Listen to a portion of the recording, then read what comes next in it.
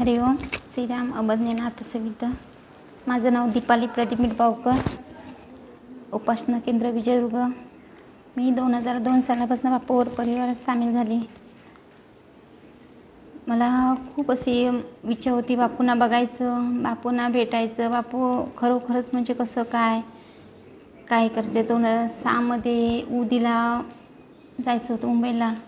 असं वाटत होतं उदीला जायचं आहे, बापू उदी वाटप करतायत। असं म्हणजे एवढी काय फारशी माहिती नव्हती, म्हणजे कसं करायचं काय करायचं। पण तेवढे माझ्या खर्चाला पैसे पण नव्हते, म्हणजे पैशाचा पण प्रॉब्लेम होता। बाहेर जायचं म्हणजे पैसे पण तेवढे लागणार असं। मग हे असं मजुरीचं काम करतात ते म्हणाले अजून काय पैसे मिळाले नाहीत, आणि डेपोतच काम चालू होतं त्यांचं। मग आमचे राणी आहेत, राणी बोलले मी तुला देते पैसे, नंतर आपण हे करूया। तिकटी पुढे म्हणजे 150 रुपये काय असे काढले होते, तिचा खर्च मी करतो मी, आणि तू आल्यानंतर मला ते घरी आल्यानंतर।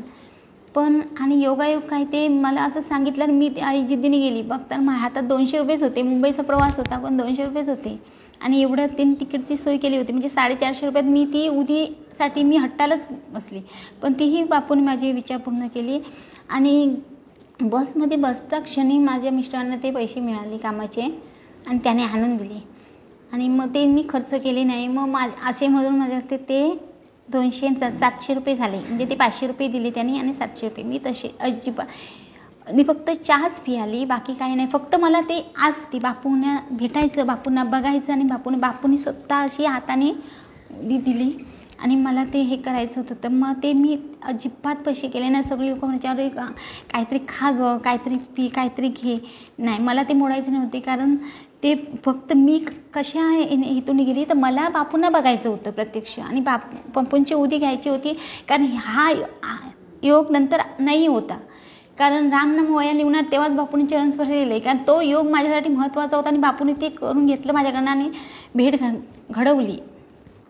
आणि नंतर मग ते आल्यानंतर मी त्यांचं पैसे ते इथे मी बिन खर्च करता त्यांचे पैसे ते आंघोळीला जाणे, इथेच घर जवळ आहे, आंघोळीला जायच्या आधीच ते मी आल्या त्यांचे पैसे ते देऊन टाकले, कारण त्यांनी माझ्याला खूप म्हणजे अशी अभज्ञ आहे मी।